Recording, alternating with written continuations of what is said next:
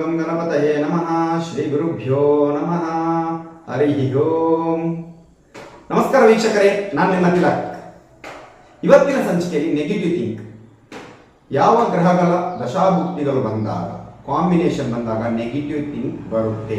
ತುಂಬಾ ಜನ ನಮ್ಮ ಹತ್ರ ಕೇಳಿದ್ದಾರೆ, ಸರ್ ನಮಗೆ ಪದೇ ಪದೇ ನೆಗೆಟಿವ್ ಥಿಂಕ್ ಬರುತ್ತೆ, ನಿದ್ದೆಯಲ್ಲಿ ಬೆಚ್ಚಿ ಬಿದ್ದಂಗಾಗುತ್ತೆ, ಯಾರೋ ಏನೋ ಪ್ರಾಬ್ಲಮ್ ಆಗ್ತಾರಂತ ಆ ಸಾವಿರಾರು ನೆಗೆಟಿವ್ ಥಿಂಕ್ ನಮಗೆ ಬರುತ್ತೆ ಸರ್. ಸೊ ಇದಕ್ಕೆ ಪರಿಹಾರವೇನು? ಸೊ ಇವತ್ತು ಹೇಳ್ತಕ್ಕಂಥ ನೀವು ತಂತ್ರ ಮಾಡಿದ್ದೇವೆ, ನಿಮ್ಮ ಮೈ ಮನಸ್ಸಿನಲ್ಲಿ ಬರ್ತಕ್ಕಂತಹ ನೆಗೆಟಿವ್ ಥಿಂಕ್, ಅದು ಕಣ್ಣು ದೃಷ್ಟಿ ಕೂಡ ಇರ್ಬೋದು, ಬೇರೆಯವರ ದೃಷ್ಟಿದೋಷ ಕೂಡ ಇರ್ಬೋದು, ಎಲ್ಲವೂ ಕಿತ್ಕೊಂಡು ನಿಮ್ಮಿಂದ ದೂರ ಹೋಗುತ್ತೆ. ಸೊ ಅದಕ್ಕಿಂತ ಮುಂಚೆ ಯಾರೆಲ್ಲ ಈ ತನಕ ನಮ್ಮ ಚಾನೆಲ್ ಅನ್ನು ಸಬ್ಸ್ಕ್ರೈಬ್ ಮಾಡಿಲ್ಲ, ದಯಮಾಡಿ ಸಬ್ಸ್ಕ್ರೈಬ್ ಅನ್ನು ಮಾಡಿ.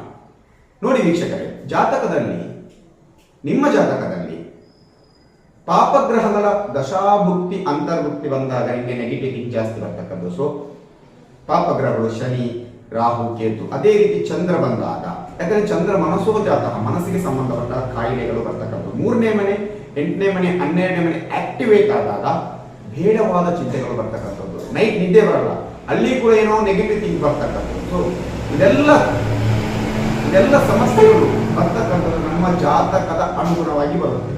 ಸೊ ಇಂತಹ ಸಂದರ್ಭದಲ್ಲಿ ನಾವೆಷ್ಟು ಪ್ರಯತ್ನ ಪಟ್ಟು ನಾವು ಮಂತ್ರಗಳನ್ನು ಹೇಳ್ತೀವಿ, ತಂತ್ರಗಳನ್ನ ಮಾಡ್ತೇವೆ, ಕೆಲವೊಮ್ಮೆ ವರ್ಕ್ ಆಗಲ್ಲ, ನೆಗೆಟಿವ್ ಥಿಂಕ್ ಬರ್ತಾನೆ ಇರುತ್ತೆ. ಸೊ ಆವಾಗ ನಾನು ಹೇಳ್ತಕ್ಕಂಥ ಇವತ್ತಿನ ತಂತ್ರ, ವಿಶೇಷವಾದ ಅದ್ಭುತವಾದ ತಂತ್ರವನ್ನು ನೀವು ಮಾಡಿದ್ದೇ ಆಗಲಿ ನಿಮಗೆ ತುಂಬಾನೇ ಬೆನಿಫಿಟ್ ಆಗುತ್ತೆ. ನೋಡಿ, ಈ ತಂತ್ರವನ್ನು ಮಾಡಬೇಕಾದ ವಾರ ಶನಿವಾರ ಪ್ರಾರಂಭ ಮಾಡಿ 21 ದಿನ ಮಾಡ್ತೀವಿ ಈ ತಂತ್ರನ. 21 ದಿನ, ಬಹಳ ಸಿಂಪಲ್ ತಂತ್ರ, ಸರಳವಾದ ತಂತ್ರ. 21 ದಿನ ನೀವು ಮಾಡಿದ್ದೇ ಆದಲ್ಲಿ ಖಂಡಿತವಾಗಿ ರಿಸಲ್ಟ್ ಸಿಕ್ಕೇ ಸಿಗುತ್ತೆ. ನೋಡಿ, ಅರಳಿ ಮರ ಎಲ್ರಿಗೂ ಗೊತ್ತೇ ಇದೆ, ಅಶ್ವತ್ಥ ಮರ ಅಂತ ನಾವು ಹೇಳ್ತೀವೋ, ಅರಳಿ ಮರ. ನೀವು ಶನಿವಾರ ಅರಳಿ ಮರದ ಹತ್ರ ಹೋಗ್ಬೇಕು. ಅದರಿಂದ ಒಂದು 15-20 ಎಲೆಗಳನ್ನ ಕಿತ್ತು ತರಬೇಕು. ಅದರಿಂದ ಕೆಳಗೆ ಬಿದ್ದಿರ್ತಕ್ಕಂಥದ್ದಲ್ಲ, ಮರದಿಂದ ಇರ್ತಕ್ಕಂಥ ಎಲೆಗಳನ್ನ ಕಿತ್ತು ತರಬೇಕು. ನೋಡಿ, ಕನ್ಫ್ಯೂಷನ್ ಆಗ್ಬೇಡಿ, ಗೊತ್ತಾಯ್ತಲ್ಲ? ಮರದಿಂದ ಇದ್ದಂತ ಶನಿವಾರ ತರಬೇಕು, ಯಾಕಂದ್ರೆ ಬೇರೆ ದಿನ ನಾವು ಅರಳಿ ಮರದ ಎಲೆಗಳನ್ನ ತೆಗೆಯೋಂಗಿಲ್ಲ. ಆ ಕಿತ್ತು ತಂದು ನೀವೇನ್ ಮಾಡಬೇಕು, ಇದನ್ನು ಪ್ರಾರಂಭ ಯಾವ ಮಾಡಬೇಕು, ಮರುದಿನ ಭಾನುವಾರ ಪ್ರಾರಂಭ ಮಾಡಬೇಕು, ಶನಿವಾರ ಕಿತ್ತು ತರಬೇಕು. ಕಿತ್ತು ತಂದು ನೀವು ಅದನ್ನ ಫ್ರಿಜ್ ಅಲ್ಲಿ ಇಡಬೇಕು, ಇಲ್ಲಾಂದ್ರೆ ಒಣಗೋಗುತ್ತೆ. ಅದಕ್ಕೆ ಫ್ರಿಜ್ ಅಲ್ಲಿ ಇಡಬೇಕು, ಯಾವ್ದಾದ್ರು ಪ್ಲಾಸ್ಟಿಕ್ ಅಲ್ಲೋ ಕಟ್ಟಿ ಅದನ್ನ ಫ್ರಿಜ್ ಅಲ್ಲಿ ಇಡಿ. ಮರುದಿನ ಅಂದ್ರೆ ಭಾನುವಾರದಿಂದ ಪ್ರಾರಂಭ ಮಾಡಿ. ಭಾನುವಾರ ನೀವು ಸ್ನಾನ ಮಾಡುವ ಮುಂಚೆ 20 ನಿಮಿಷ ಮೊದಲು ನೀವು ಸ್ನಾನ ಮಾಡ್ತಕ್ಕಂಥ ನೀರು, ಅದು ಬಿಸಿ ನೀರು ಆಗುತ್ತೆ, ತಣ್ಣಗೆ ನೀರು ಆಗುತ್ತೆ. ಬಿಸಿನೀರಾದ್ರೂ ತೊಂದರೆ ಇಲ್ಲ. ಆ ನೀರಿಗೆ ನೀವು ಮರದಿಂದ ತಂದಂತಹ ಆ ಎಲೆಗಳಲ್ಲಿ 2 ಎಲೆಗಳನ್ನ ಆ ನೀರಿಗೆ ಹಾಕಿ. ಅದರ ಜೊತೆ ಸ್ವಲ್ಪ ಅರಶಿನದ ಕೊಂಬಿನ ಹುಡಿ, ಒರಿಜಿನಲ್ ಅರಶಿನ ಕೊಂಬು ಹಾಕ್ಬೇಕು. ನೀವೇ ಹುಡಿ ಮಾಡ್ತಕ್ಕಂಥ ಆ ಅರಶಿನ ಕೊಂಬು ಹುಡಿಯನ್ನು ಕೂಡ ಹಾಕ್ಬೇಕು. 20 ನಿಮಿಷ ಆದ್ಮೇಲೆ ಅದೇ ನೀರಲ್ಲಿ ನೀವು ಸ್ನಾನವನ್ನ ಮಾಡಬೇಕು. ಸೊ ಗೊತ್ತಾಯ್ತಲ್ಲ? ಶನಿವಾರ ತಗೊಂಡು ಬರ್ತೀರಾ, ಫ್ರಿಜ್ಜಲ್ಲಿ ಇಡ್ತೀರಾ, ಭಾನುವಾರದಿಂದ ಪ್ರಾರಂಭ ಮಾಡ್ತೀರಾ.